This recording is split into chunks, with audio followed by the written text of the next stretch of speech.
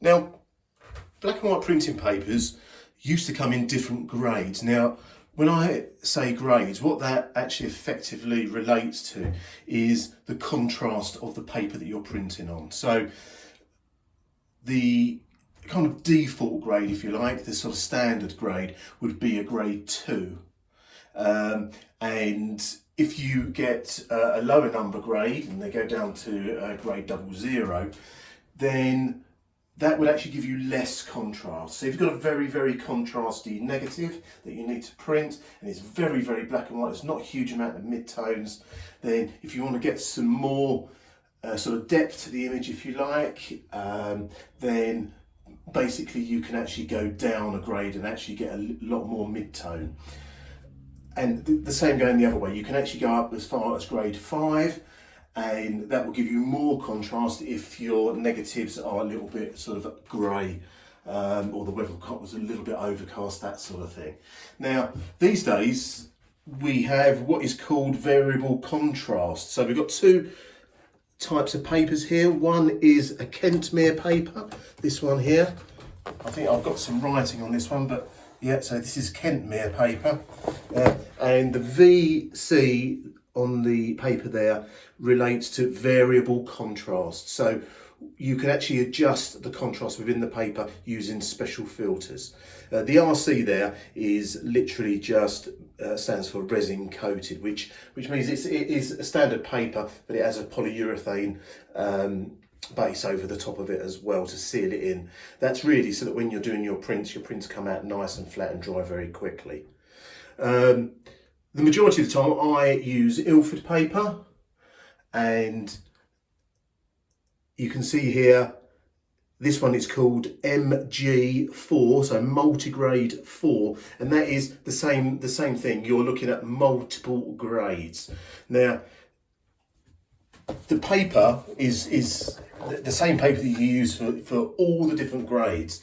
And what you have is you have a range of filters. So you have a filter box like so.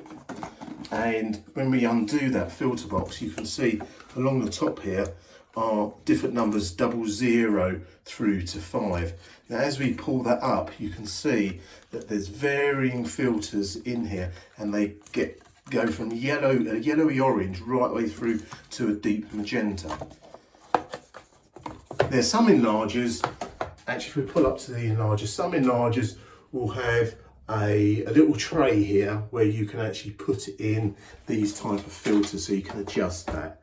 A lot of people prefer to do under the lens filters, so under here, and you can actually get one of these cages that before you screw your lens onto the plate, you can actually fit this cage first, and then the lens would sort of sit within here.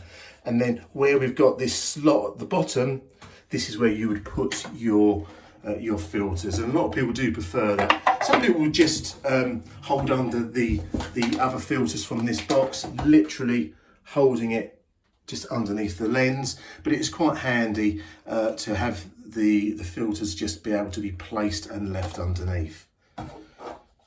Now, this particular enlarger is a colour model, so we can see that by the cyan, magenta and yellow knobs here. Now, with black and white printing, you do not ever use the blue. You probably saw from the filters in the packs that we just saw, they run from yellow to magenta. There's no blues in there. So like I say, black and white printing, you just leave this absolutely on 0.